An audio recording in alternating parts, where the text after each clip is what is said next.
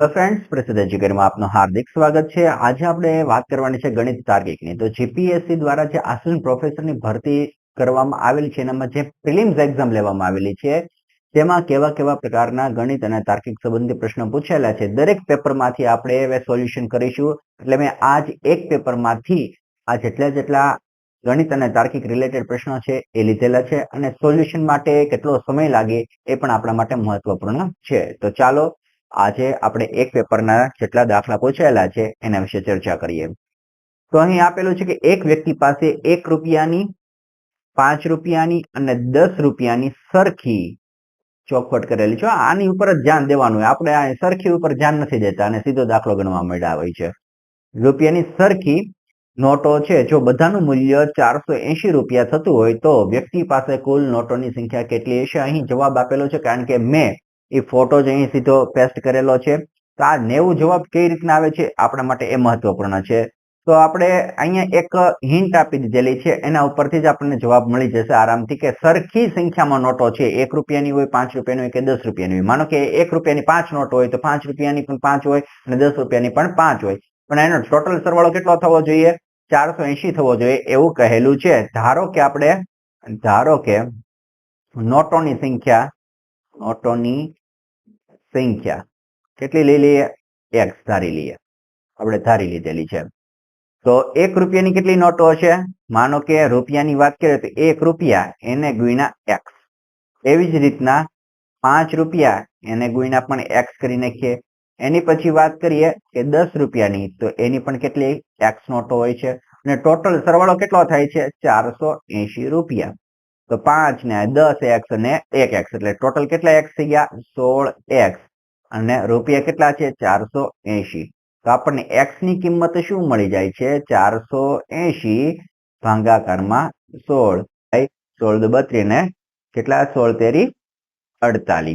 તો અહીંયા 30 એ x ની કિંમત મળી. આ x ની કિંમત 30 મળી, પણ અહીંયા શું લખેલું છે કે સરખી. તો રૂપિયાની 30 છે, આ 1 રૂપિયો, આ 5 રૂપિયા અને 10 રૂપિયા. 1 રૂપિયાની 30 નોટો, 5 રૂપિયાની 30 નોટો અને 10 રૂપિયાની 30 નોટો. ટોટલ નોટોની સંખ્યા મળી ગઈ 90. એ આપણો આન્સર બને છે. ચાલો એની પછીની વાત કરીએ. 3 વર્ષ બાદ મુદ્દલ અને સાદું વ્યાજ મળીને રકમ 815 રૂપિયા થાય છે. 4 વર્ષનું સાદું વ્યાજ અને મુદ્દલ મળીને 854 રૂપિયા થાય છે. આ સંજોગોમાં મુદ્દલ કેટલી છે? આપણે મુદ્દલ ગોતવાની છે. મેન મુદ્દલ હોય એ ગોતવાની છે. અહીં જવાબ પણ આપેલો છે, પણ આપણે ફોકસ કરવાનું છે મુદ્દલ ઉપર. તો અહીંયા સમજી લો કે અહીં 854 છે, અહીં 815 છે, એનાથી જ બધા નાના આંકડા છે. અને અહીંયા એક ચોખવટ કરી નાખી છે કે 3 વર્ષ અને બીજું આપેલું છે 4 વર્ષ. તો 3 અને 4 વર્ષનો ગેપ આપણને મળી જાય એટલે 1 વર્ષ મળી જાય. તો અહીંયા શું કરી નાખીએ કે 4 વર્ષનું સાદું વ્યાજ અને શું છે? મુદ્દલ.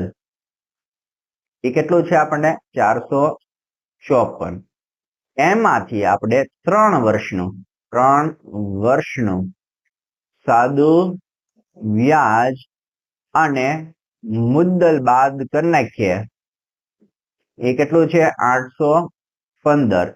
તો આપણે જોજો, અહીંયા સાદું વ્યાજ, અહીંયા પણ સાદું વ્યાજ, અહીંયા શું છે? મુદ્દલ, અહીંયા મુદ્દલ. પણ મુદ્દલ આપણે ગોતીએ, આમાંથી આ બાદ કરી નાખીએ તો આપણને કેટલા મળશે? 854 માંથી આપણે બાદ કરીએ તો 39 રૂપિયા. એ શું મળી ગયું? 1 વર્ષનું વ્યાજ વધારાનું, 1 વર્ષનું વ્યાજ મળ્યું. કારણ કે મુદ્દલની તો આપણે અહીંયા સામે વ્યાજ જવાના છે, આમાં તો એડ થવાનું છે, વ્યાજ એડ થવાનું છે. તો 1 વર્ષનું કેટલું વ્યાજ એડ થયું હશે? 39 રૂપિયા. તો આપણે 3 વર્ષની ગણતરી કરીએ અથવા તો 4 વર્ષની ગણતરી કરીએ, કોઈ પણ ચાલશે. હું અહીંયા 3 વર્ષનું લઉં. તો 3 વર્ષનું વ્યાજ કેટલું થશે? 3 વર્ષનું વ્યાજ 39 into 3, તો થશે 117. 4 વર્ષનું કરો તો અહીંયા 4 કરી નાખવાનું, 39 ગુણ્યા 4 કરી નાખવાનું, બીજું કાંઈ કરવાનું નથી. હવે શું કરવાનું? મેં 3 વર્ષનું લીધું તો 3 વર્ષનું વ્યાજ મુદ્દલ કેટલું છે? 3 વર્ષનું વ્યાજ મુદ્દલ છે 115. આ 3 વર્ષનું વ્યાજ અને મુદ્દલ છે, આ બંને એ કેટલું છે? 815. એમાંથી 3 વર્ષનું વ્યાજ બાદ કરી નાખું તો આપણને શું મળી જશે? મુદ્દલ મળી જશે. તો એ મળશે 698. એટલે આપણો આન્સર આ થશે. હું શું કહેવા માંગુ છું, આ તો તમને બધાને આવડતું જ હોય છે સોલ્યુશન કઈ રીતના કરવાનું, પણ અહીં થોડુંક મગજ દોડાવવું પડશે અને થોડો સમય પણ અહીંયા જાય છે. તો અહીંયા સમયનો આપણી કિંમત છે. તમને આવડે જ છે બધું, વાત બરોબર છે, પણ અહીંયા શોર્ટકટની અમુક વાત કરતા હોય કે આમ શોર્ટકટ થાય, આમ શોર્ટકટ થાય, એમાં આપણે જવાનું નથી. જો એ શોર્ટકટમાં જશો તો એના માટે પણ મેમરી વધારે કામ આપવી પડશે. તો અહીંયા આપણને આ સિમ્પલી કઈ રીતના સોલ્વ થઈ શકે એની ઉપર ફોકસ કરવાનું, કારણ કે શ્યોર આન્સર હશે તો જ આપણે ટીક કરવાનો છે. અત્યારના શ્યોર નહીં હોય તો ઈને જ આપણે પ્રાધાન્ય આપીશું. એની પછી વાત કરીએ, 2 સાડી અને 4 શર્ટની કિંમત 1600 રૂપિયા. જો 1 સાડી અને 6 શર્ટની કિંમત 1600 રૂપિયા છે, આ સંજોગોમાં આવે. બે તમને શરત આપી દીધી, લખતા જઈએ. માનો કે સાડીને આપણે એક્સ કહી દઈએ અને શર્ટને આપણે વાય કહી દઈએ. તો શરત 1 મુજબ શું આપેલું છે આપણને કે 2x વત્તા 4 શર્ટ એટલે 4y એની કિંમત થાય છે 1600 રૂપિયા. આને હું સમીકરણ 1 આપી દઉં. અને શરત 2 મુજબ શું આપ્યું? 1 સાડીને આપણે x દ્વારા દર્શાવ્યું તો 1x, એટલે હું ખાલી x જ લખું. પછી 6 શર્ટ એટલે 6y, એની કિંમત કેટલી થાય છે? ટોટલ રકમ થાય છે, હા, ઓકે. તો આપણે આ સંજોગોમાં 12 શર્ટની કિંમત કેટલી હશે? શર્ટને આપણે કોના દ્વારા દર્શાવ્યો છે? y દ્વારા. તો આપણે x નો લોપ કરી નાખીએ. તો હું આ સમીકરણ 2 છે એને 2 વડે ગુણી નાખું. અહીંયા 2 વડે ગુણી નાખીશ.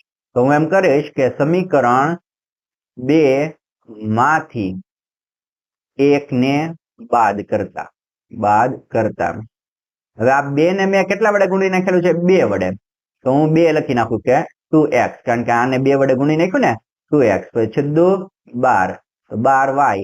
ઓકે, એમાંથી હું કોને બાદ કરું છું? આને બાદ કરું છું. તો ઓછા 2x ઓછા 4y, કારણ કે મેં આ આવું સીધો છોડી નાખ્યો છે. અહીંયા કેટલા થશે? 16 દુ 32, કારણ કે 2 વડે ગુણ્યા ને, તો 3200 ઓછા અહીંયા કેટલા છે? 1600, તો 1600 મૂકી દઉં છું. તો અહીંયા જો 2x વયા ગયા. અહીંયા કેટલા છે? 12y અને અહીંયા કેટલા છે? 4y. તો વધ્યા કેટલા? 8y. અહીંયા કેટલા? 3200 માંથી 1600 જાય તો કેટલા વધે? 1600 જ વધે. તો આપણને y બરાબર શું મળે? 1600 ભાગ્યા 8, તો 8 દુ 16. તો y ની કિંમત કેટલી થઈ ગઈ? આ થઈ ગઈ. હવે આપણને ચોખવટ શું કરેલી છે કે 12 શર્ટની કિંમત કેટલી છે? તો 1 શર્ટની કિંમત મળી. 1 શર્ટની કેટલી મળી? 200. તો 12 ની કેટલી હોય? 200 ગુણ્યા 12, 12 દુ 2400. આ આપણો આન્સર થશે. ઓકે, હવે આમાં સાવ ઈઝી હતું, પણ આપણે ધ્યાન શું રાખવાનું હતું કે સમય કેટલો જાય છે એ આપણે મહત્વપૂર્ણ છે. એની પછીનો દાખલો કે નીચેના પૈકી કઈ સંખ્યા ક્રમબદ્ધ નથી? અહીંયા આપેલું છે ક્રમબદ્ધ કઈ નથી. તો પેલું તો અહીંયા -27. આ તો -27 ઓપ્શન હોય જ નહીં, કારણ કે અહીંયા એવું માઇનસ તો છે જ નહીં. 125 છે અહીંયા, 100 છે અહીંયા, અને આ પણ છે. તો આપણે 3 વિશે વિચારવાનું રહેશે. તો અહીંયા તમે જો આ 2 ઉપર જ ફોકસ કરો ને તો આપણને આઈડિયા આવી જાય કે 2 નો ઘન કેટલો થાય? 8 થાય. 3 નો ઘન કેટલો થાય? 27 થાય. 4 નો ઘન કેટલો થાય? ચાલો બોલો કેટલો થશે? કોણ કે છે? 64. તમારે યાદ રાખવાનું છે. 5 નો ઘન કેટલો થાય? 125. 6 નો ઘન કેટલો થશે? 6 નો ઘન 216. તો અહીંયા સિરીઝ મેચ કરો કે અહીંયા 8, ઓકે 8 આવી ગયું. 27 તો 27 આવી ગયું. 64 તો 64 આવી ગયું. અહીંયા હવે 100 તો કઈ આવ્યું નહીં. અહીંયા કઈ 100 નું આવ્યું. સીધો શું આવ્યું? 125. તો 100 એ આપણો સીધો આન્સર મળી જાય છે. ચાલો એની પછીનું. અહીંયા આપણે થોડુંક સમય આપવો પડશે, અથવા તો તમે પ્રેક્ટિસ કરેલી છે તો આરામથી તમે ગણી શકશો. પહેલું શું કીધું? એક વિમાન 240 કિલોમીટર પ્રતિ કલાકની ઝડપે એક શહેરથી બીજા શહેરમાં 5 કલાકમાં પહોંચે છે. જો આ અંતર એટલે આની ઉપરથી આપણે પહેલું ગોતવું પડશે અંતર. તો આપણે અંતર ગોતવું પડશે જે ઉપર પહેલું આપ્યું ને એના ઉપરથી. જો આ અંતર 1/2/3 કલાકમાં કાપવું હોય તો વિમાનની ઝડપ કેટલી રાખવી જોઈએ? તો પહેલા અંતર ગોતવાનું છે, પાછું શું ગોતવાનું છે? ઝડપ. તો આપણે પહેલા 240 કિલોમીટર પ્રતિ કલાક આ શું છે? ઝડપ છે. બીજું શું આપેલું છે? 5 કલાક સમય. 5 કલાક એ શું આપેલું છે? સમય આપેલો છે. તો ગોતવાનું શું છે? અંતર. આ ગોતવાનું છે. તો અંતર ગોતવા આપણે ઝડપનું ખબર હોવું જોઈએ કે ઝડપ બરાબર અંતર ભાગ્યા સમય એ સૂત્ર છે. તો આ ગોતવાનું છે. તો અંતરને આપણે કરતા બનાવી દઈએ તો શું બનશે? ઝડપ અને છેદ છે એ સામે જશે એટલે સમય અહીંયા આવી જશે. તો ઝડપ કેટલી છે? ઝડપ 240 છે. એ અહીંયા આપણને આપેલું છે અને સમય કેટલો છે? 5 કલાક. તો 240 ગુણ્યા 5 કરીએ એટલે આપણને કેટલો મળે? 1200 કિલોમીટર એ આપણને અંતરમાં જવાબ મળશે. પણ હવે અહીંયા કીધું જો આ અંતર, હવે આપણે અહીંયા શું છે? અંતર મેળવું. એ કેટલું મેળવું? 1200 કિલોમીટર અંતર આપણી પાસે છે. બીજું શું? વિમાનની ઝડપ. અહીંયા કલાકે આપી દીધું. કલાક એટલે શું આપી દીધો છે? સમય આપી દીધો. સમય કેટલો આપ્યો? 1/2/3. તો 3 એકા 3 વત્તા એટલે આમ થશે 3 વત્તા 2 ભાગ્યા 3 એટલે થશે 5/3. અને ઝડપ એ ગોતવાની છે. તો આપણું સમીકરણ શું છે? ઝડપ બરાબર અંતર ભાગ્યા સમય. અંતર કેટલું છે? 1200. ભાગાકારમાં કેટલું છે? સમય 5/3 એટલે હું અહીંયા ઉપર 3 લખી નાખું. ઓકે, તો આ થઈ ગયું. તો અહીંયા 12 36 00 અને ભાગાકારમાં 5 એટલે આપણને 72 આન્સર આવી જશે. કિલોમીટર પ્રતિ કલાક એ આપણો આન્સર થશે. ઓકે, સમજાય છે? તમારે 2 સ્ટેપ આવી ગયું. તો તમારે થોડુંક વધારે ધ્યાન દેવું પડશે. ચાલો એની પછી વાત કરીએ. એક કામ 16 દિવસમાં, બ એ જ કામ 12 દિવસમાં પૂર્ણ કરે છે, અ બ ક ત્રણેય સાથે મળીને 4 દિવસમાં કામ પૂરું કરે છે. તો આ કામ ક એકલો ક્યારે કરશે? હાલો એકલાનું ગોતવાનું છે. જવાબ આપેલો છે પણ આપણે આખી ગણતરી કરવાની છે. હવે જયારે આટલા દિવસ આવે તો એક દિવસમાં કન્વર્ટ કરી નાખવાનું. જયારે આવો પ્રશ્ન આવે ત્યારે બધાને એક દિવસમાં કન્વર્ટ કરી નાખવાનું છે. તો કઈ રીતના કરશું? ધારો કે અ છે એ અહીંયા પાછું જોઈએ એકલો કામ. ઓકે, સિમ્પલ જ છે. અનું એક દિવસનું કામ, એક દિવસનું કામ કેટલું થશે? 16 દિવસનું છે ને, 16 દિવસમાં એક કામ કરે તો એક દિવસમાં આટલું કામ કરશે. એવી રીતના બ નું એક દિવસનું કામ કેટલું થશે? એ 12 દિવસમાં એક કામ પૂરું કરે એટલે 12મા ભાગનું એક દિવસમાં કામ પૂરું કરશે. અને ક નું કામ આપણે ધારી લઈએ કે એક્સ છે, એક્સ ધારી લઈએ. ક નું એક દિવસનું કામ, એક દિવસનું કામ એક્સ જેટલું કરે છે. એટલે એક દિવસનું એટલે એક્સ જેટલો અહીંયા આપણે જો ભૂલ પડી ગઈ, મારે થોડુંક વધારે સમજાવવું પડશે કઈ રીતના હું કહું. હવે ક છે એ એક કામ એક દિવસોમાં કરે છે, દિવસોમાં કરે છે. તો એક દિવસમાં કેટલું કામ કરશે? એક દિવસમાં કેટલું કામ કરશે? તો કામ કરશે 1/x જેટલું. અને ત્રણેય સાથે કામ કરે, ત્રણેય સાથે કામ કરે તો કેટલો સમય લે છે? 1/4 કારણ કે 4 દિવસમાં એ કામ પૂરું કરે છે. ત્રણેય સાથે કામ કરે એટલે અ નું કેટલો સમય લે છે? એક દિવસમાં આટલા ભાગનું 16મા ભાગનું કામ કરે છે. બ 12મા ભાગનું કામ કરે છે. ક એક્સમા ભાગનું કામ કરે છે. અને ત્રણેય ભેગા મળીને કેટલું કામ, કેટલા એક દિવસમાં ચોથા ભાગનું કામ પતાવી દે છે. તો આપણે ગોતવાનું શું છે? એક્સ ને જ ગોતવાનો છે. તો સીધું ગોતી લઈએ કે 1/x. તો 1/4 -1/16 -1/ એટલે અહીંયા થશે 48 છેદમાં આવશે 48. અહીંયા શું થશે? 12 આવી જશે. અહીંયા 12 આવશે. અહીંયા 16 એટલે 16 16 તેરી 48 એટલે 3 અહીંયા 12 ચોક 48 એટલે આવી રીતના થશે અને 5/48. હવે આપણે અહીંયા જોવાનું છે, અહીંયા શું કરવાનું છે, છેદમાં બધામાં 5 આપેલો છે તો 5 છેદમાં લઈ જવાના છે અને ઉપર કેટલા બનવા જોઈએ આપણે જોઈ લેવાના. તો 9×5 = 45 અને અહીંયા શું કરવાનું છે, કરી નાખીએ 3. ઓકે, જોઈ લો કઈ રીતના આવે છે. 9×5 = 45, 46 ને 48, 46, 47 ને 48. મેં આવી રીતના શું કામ કર્યું, કારણ કે આ જે મળ્યું છે 1/x આપણે ગોતવાનું છે x, એટલે આને ઉલટાવવું પડશે. શું કરી નાખવાનું છે, ઉલટાવી દેવાનું છે, ઉલટાવી દેવાનું છે. તો 48 ક્યાં વયા જશે, ઉપર વયા જશે અને 5 ક્યાં વયા જશે, નીચે વયા જશે. એટલે મેં આમ કરેલું છે. ઓકે, સમજાઈ ગયું. તો ચાલો આમાં થોડો જે સમય લાગે છે એને આપણે કવર કરવાનો છે. એની પછીની વાત કરીએ, એક ધંધામાં અ અને બ 3/2 ના પ્રમાણમાં નફો વેચવાનું નક્કી કરે છે. કુલ નફામાંથી 5% નફો ધર્માદામાં આપ્યા બાદ અને 8,550 રૂપિયા નફામાં ભાગ મળે છે. આ સંજોગોમાં કુલ નફો કેટલો થશે એ જોવાનું છે. હાલો, તો આપણને શું આપેલું છે, અ અને બ અને આપેલું છે 3/2 એટલે ભાગ કેટલા થશે, ટોટલ ભાગ થશે 5. તો અ ના ભાગમાં આવશે 3/5 ભાગ અને બ ના ભાગમાં આવશે 3/2 ભાગ. આ ભાગની વાત થઈ ગઈ, એટલો ભાગ આવશે. ચાલો, એની પછી શું કીધું છે કે 5% છે એ ધર્માદામાં આપ્યા બાદ. ઇન શોર્ટ, ધારો કે નફાની રકમ x છે અને કેટલા ટકામાંથી ગણવાની છે, 95% રકમ નફાની થશે. 95% શું કામ, કારણ કે 5% તો શેમાં આપી દીધું, ધર્માદામાં, અને એની પછીની જે વધે છે એમાં ભાગ પાડવાના છે નફાની રકમમાં.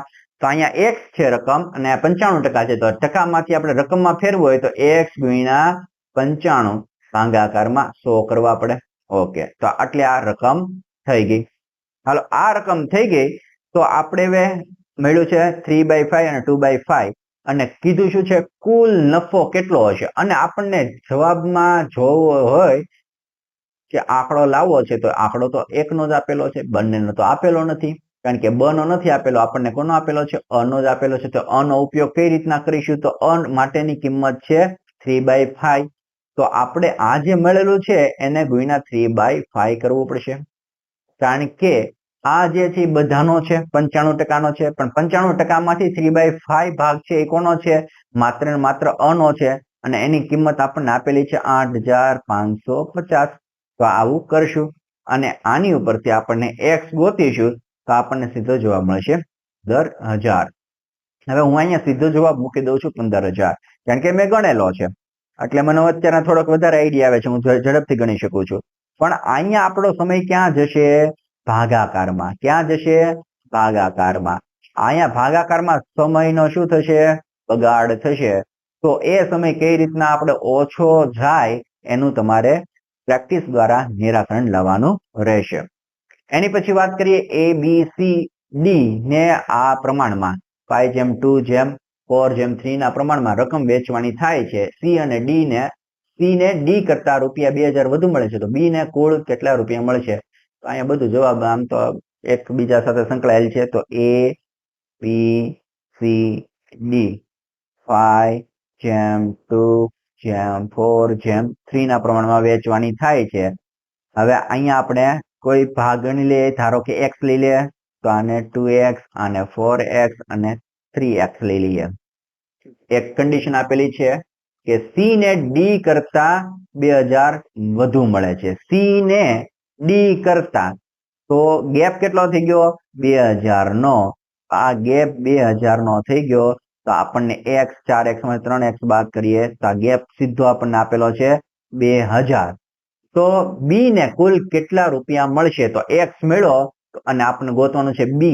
તો B માટે કેટલું છે, 2x અને x ની કિંમત કેટલી મળી, 2,000 રૂપિયા. તો બધું 4,000 આપણો આન્સર થશે. ઓકે, તો અત્યારે તમે જોઈ લો, આપણે જેટલા પણ દાખલા જોયા છે એમાં થોડોક સમય વધારે લાગેલો છે. તો આ સમયને કઈ રીતના કન્વર્ટ કરવો એ આપણે ક્યારે કરી શકશું? જ્યારે આપણને દાખલાની રકમ સમજતા આવડતી હશે ત્યારે કરીશું. અને આપણે શ્યોર આન્સર લાવવાનો જ પ્રયત્ન કરવાનો છે.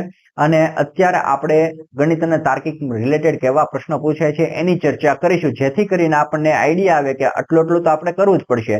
અને એ પેપર સોલ્વ થઈ જશે. આપણે 10 પેપરની વાત કરીશું, 10 પેપર સોલ્વ થઈ જાય પછી આપણે એક એક પોઈન્ટ ઉપર ફોકસ કરીશું કે આમાં કઈ રીતના સોલ્વ કરી શકાય, આમાં કઈ રીતના સોલ્વ કરી શકાય. અને અત્યારના મારે પણ વાર લાગે છે. હું શું કામ વાર લગાડું છું?